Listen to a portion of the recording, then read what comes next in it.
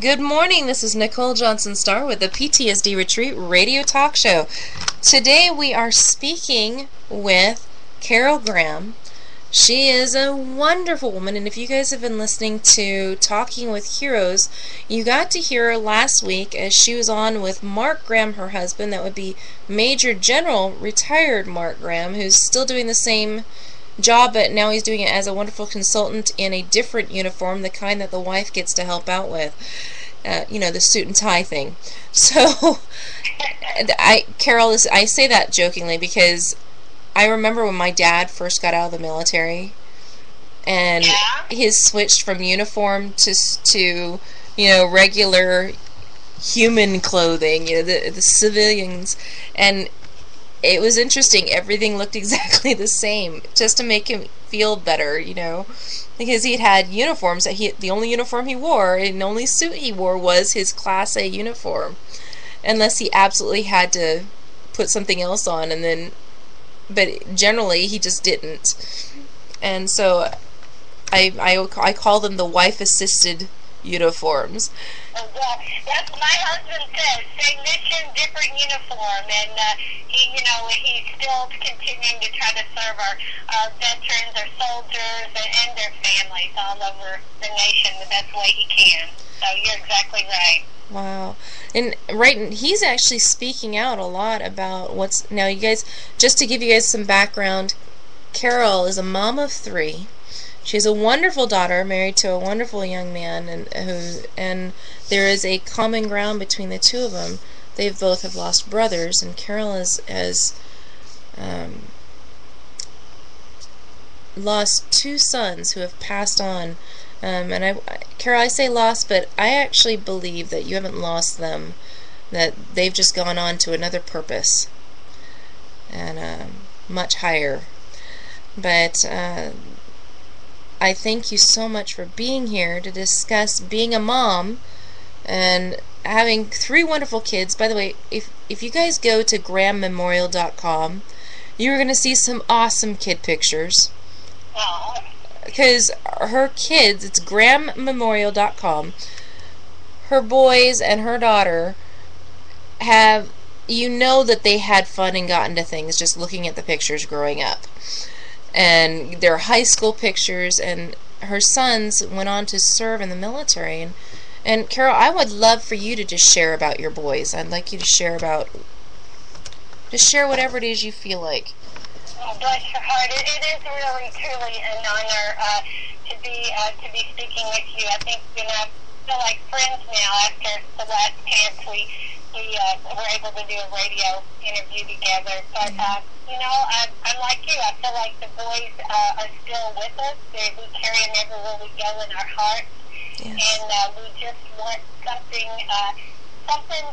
to good that can be good in memory of our sons. And so we've continued from the very beginning. We lost Kevin first in 2003, June 21st, 2003. We lost Kevin to suicide. He had been very, very depressed. He was a pre-med student. He wanted to be an Army doctor, full scholarship kid.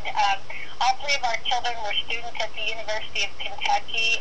Jeffrey was an engineering graduate, a senior. Kevin was junior.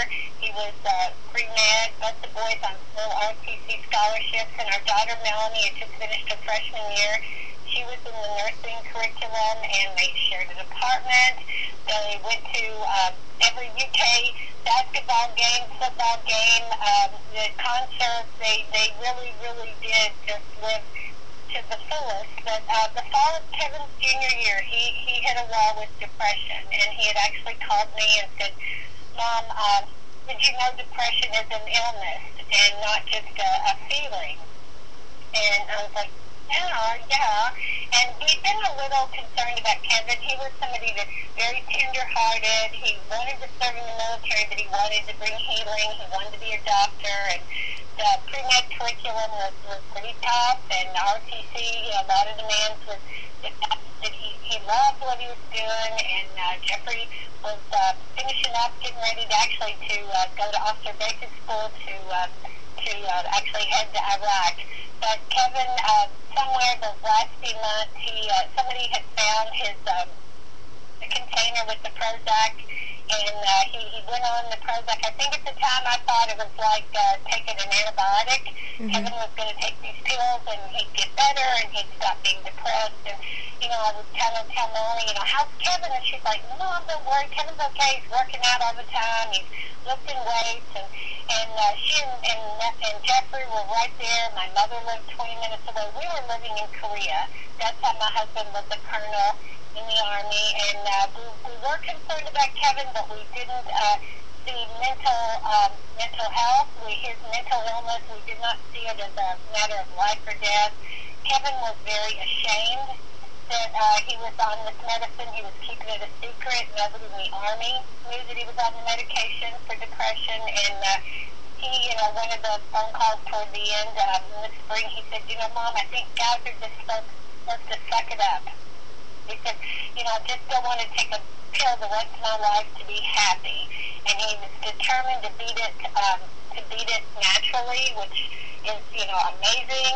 But in Kevin's case, I think he had clinical depression. We didn't understand any of that till after he died, when we found out actually on both sides of our family there's a pretty big history of mental illness. But Kevin sadly, tragically took his life on June 21st, 2003, and actually the day actually our daughter Melanie found him, and which is tragic. He died in his apartment. Melanie, our precious 19-year-old daughter, found him. He was supposed to go golfing with Jeffrey that morning, and Jeffrey had called to ask Melanie to check on Kevin. He thought maybe his cell phone had died or something. They were supposed to meet at Fort Knox. Jeff had just moved out to start officer basic school at Fort Knox, and tragically Melanie found Kevin. He had taken his life, and just nothing since then has been the same. It's like he could almost divide our lives in you know, just the part before that and then the part after. But from the very beginning, we were determined that if it could happen in our family, it could happen in anybody's family. And the more we found out, you know, we went through Kevin's room and we found all his articles about depression and how he was trying to beat it naturally, and reading on the internet.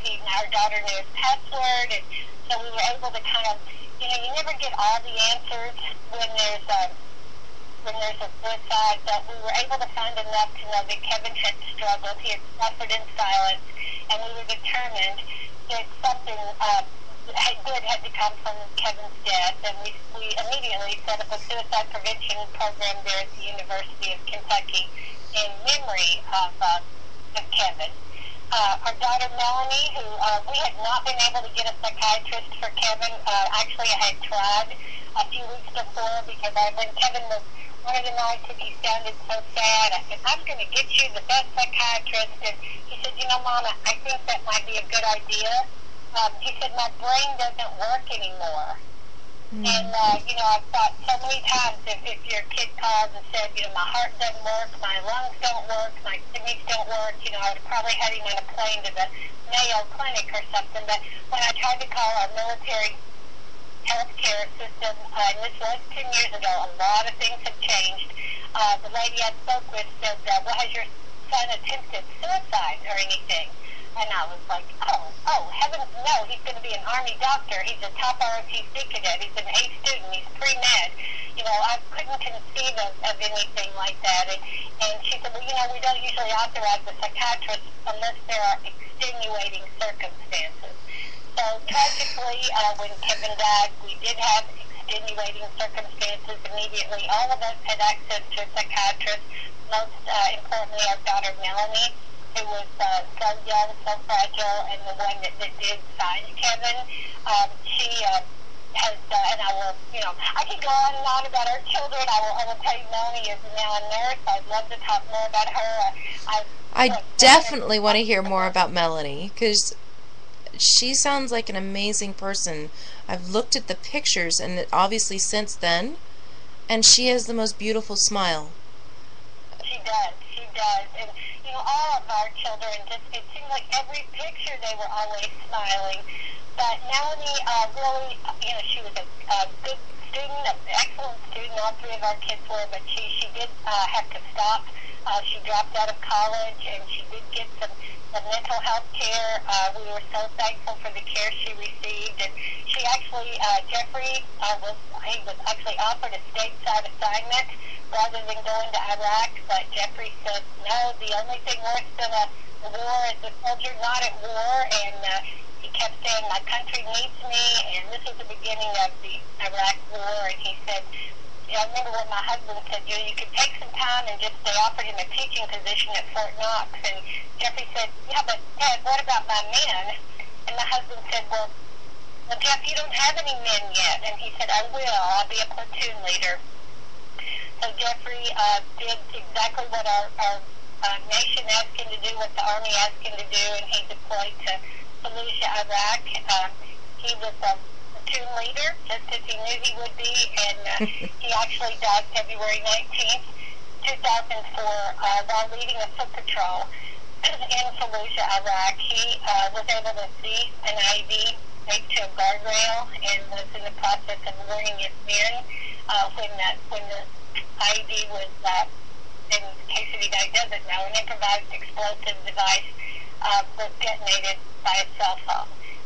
Back then, I'd never heard of PTSD, which is something we're worried about with Melanie. With her PTSD, I'd never heard of an IED. Sadly, I know more than I want to know about those. But my husband says the boys died fighting different battles. Melanie, again, she had started back to college. She took some time off. She had started again, and then this was too much for her. She did drop out again. She just couldn't face this day-to-day college curriculum, and she was a hostess at Olive Garden, and she loved doing that, and that was about as much as she could manage. And again, she was getting some professional health care, professional mental health care. Well, Carol, it totally makes sense. She just lost her two best friends. Absolutely. Absolutely. They were her heroes. They were her heroes. And she, if you want, I can finish up with Melanie was so hard. She actually did start again in the next fall, but then she one day, and she said, Mom, she said, what if I don't go to college? And I said, Melanie, you have to do one thing, honey, just breathe. And she said, good, because I haven't been to class in about 2 weeks. And I said, that's just fine. The old me, I was a guidance counselor in my life before the boys died. I was worried about scholarships and grades, and at this point I was just worried about Melanie living, and she just took some more time off, but then amazingly, Nicole, do you want me to go on with the part about Melanie? I want to hear about Melanie because, you know what, there's a lot of people out there that forget. And it's not that they forget, it's just they're so consumed by grief by their the loss of their children that sometimes the other one falls to the wayside. But what I'm hearing is that even through it all, you guys held together. We did. We just clung to each other. We clung to our faith. We clung to each other, and we just decided we had to cling to the good memories. The tragic moments of each of their deaths were so small when you compare all the moments that they lived. And if anybody is looking at our website, they can see we're big Kentucky basketball fans, and the last spring that the kids all shared that apartment, they actually drew the basketball brackets, all 64 teams on the wall. I saw that picture. The national championship. There's a picture of the 3 kids with a floor-to-ceiling written on the wall, and they probably should never have gotten their deposit back. But the manager loved them so much, and then when Kevin died, they were like, "No, this is a classic." I think they tried to paint over it, and it broke through, but it was like, no, only the grandkids would have done something like this. They had stacked the furniture and stadium seating. I think they could seat like 60, 70 people in their apartment. They had lots and lots of fun. I saw the picture on there. What? I did see that picture and I laughed because it just looks like little kids had grown up. They're still playing. It was awesome. I can't believe they put all of it. The entire tournament was on their wall. On their wall, yeah. And Jeffrey had done it all to scale. He was an engineer. He figured it all out, mathematically, all done to scale. Kevin had the best handwriting. So I think Kevin and Melanie, the two of them filled in the teams. And Kentucky did not win that year. They won the SEC basketball tournament. They didn't win the whole NCAA national championship. But as Kentucky fans, we always expected we're going to win every single year. And even Jeffrey and Kevin had a way of making it seem like even when we lost, we still won. So they managed to always make it so fun. But just to finish up about Melanie, I'm so thankful to be able to say that because she did get the help that she needed, and I can talk more later, my husband and I definitely sought help too. We didn't try to just be tough enough. A lot of times you hear that PTSD is just a sign of trying to be strong too long. We knew that we needed to draw strength from mental health professionals, from clergy, from our friends, just the community. And Melanie really she clung to her friends, and actually unexpectedly, my husband was retiring. He was a colonel, very proud to be retiring as a colonel. We were at Fort Sill.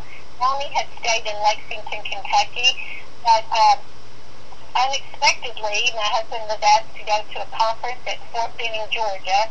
And anybody out there listening that knows about the military, that's where so many of our soldiers get their airborne wings. And Kevin had been selected very young to go, as a college student, to go to Fort Benning to go to jump school. And so Mark had been asked to go to a conference at Fort Benning, Georgia. And actually, the day he was to be there was on Jeffrey's birthday, September 22nd. And he's a September baby? That makes... Oh, he's automatically the coolest kid in the world because I'm a September baby. So... Oh, really? Yeah, my birthday's 5 days after his. So... Well, Mark was there at Fort Benning on Jeffrey's birthday, where Kevin got his airborne wings, and Mark was looking at the towers and remembering both of our sons, and his cell phone rang, and it was his two-star boss, and he said, "Mark, congratulations, you're on the list for Brigadier General." Oh. And Justin will tell you, he said he never, since the boys had died, felt that close to the boys. He said he felt like they were standing with him in formation, right there next to him, and they were saying, "Dad, just keep going. You have a mission and a purpose for all of our soldiers and now our veterans." But it just gave Mark a sign that he was exactly where he was supposed to be. And I will tell you that the same general that had knelt at the cemetery to present the flag that draped Jeffrey's casket just a few months before was the one that when he pinned the star, left shoulder and his right shoulder had Jeffrey's name engraved under one star and Kevin's name engraved under the other. It's Lieutenant General David Valcourt, very, very precious friend, and he wanted to make sure that Mark had a symbol that, yes, his boys were indeed one on his left and one on his right. So that's been our strength. And when you become a general, you have a lot on you, so you are able to select an aide-de-camp, just somebody that can help you navigate everywhere you need to be, and all the requirements that are put on you. And Mark had interviewed countless lieutenants, and he picked this young man who was a West Point graduate who had actually played basketball at West Point, which was very interesting. But the reason Mark selected him to be his aide was he had done the very same missions in Fallujah that Jeffrey had done on the very same road, and had lost a lot of his buddies, and he had come home safely. He'd just returned, and Mark wanted him to be his aide-de-camp. The aide stays with you everywhere. What we did not know, we both loved this young man, what we did not know until months later was that Joe Quinn, the young man, the Lieutenant Quinn, that Mark selected, had lost his brother on 9/11 in the World Trade Center. His brother was 23. The youngest stockbroker was Cantor Fitzgerald, and had just gone to work up on the top of the world, as they said, at the World Trade Center. And Joe Quinn, Mark's aide, was a senior at West Point when his brother was tragically killed. They were a Brooklyn family. And you can probably Melanie's husband. He is now our son-in-law. I mixed those two up and have been able to bring healing in a way that I don't think a professional can do. You know, it had to be, in our minds, it was a God thing. We feel like the brothers, the three brothers, Joe's brother and Jeffrey and Kevin had a powwow up in heaven and said, okay, what about Melanie and Joe? And the chances that he would cross our paths at exactly the right time. And they were married last year at West Point in the cathedral, one of the biggest weddings I think West Point has ever had. So Melanie is a nurse. I will go back to Melanie. They dated 7, I think almost 8 years. Joe deployed several more times. He actually went to Harvard and became a counterinsurgency expert. And now he teaches at West Point. He's a counterterrorism expert, and our daughter is a nurse at North Presbyterian Hospital in Manhattan, and we are so grateful. So her post-traumatic stress, I guess that's where I'm circling back to, with the right support and medical help and just the love of the outpouring of people that just, you know, people came from everywhere, and they still continue to give us support and love and encouragement. She is a nurse. We're very proud. So Melanie, her PTS, her post-traumatic stress, did not have to become a disorder. It is actually, I love the new term, post-traumatic growth. And I think because of what she and her now husband have been through, they have used it to try to channel it. She tries to channel her grief for her brothers in healing, and she's able to do that with her patients. And Joe, with he's very, very purpose-driven. He was in Afghanistan. He went to Iraq twice. He was in Afghanistan the year leading up to their wedding, and he's committed to fighting terrorism the rest of his life. So that's kind of the grand story of our 3 children, and as you said, we believe that. I'm sitting here looking at pictures of our kids as we talk. Jeffrey and Kevin feel very close. I feel their spirits, and I know there are people that are listening that maybe have lost somebody. I mean, we all experience losses, and I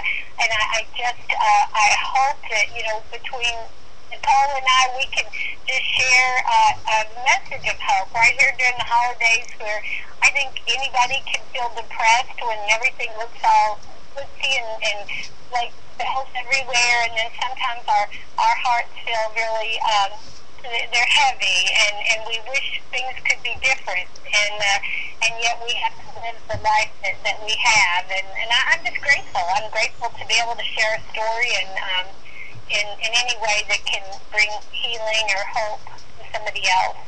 Well, on that note, we're going to take a break, and folks, for those of you who are on the Spreaker, you guys can come back and hear it on the next part of the segment.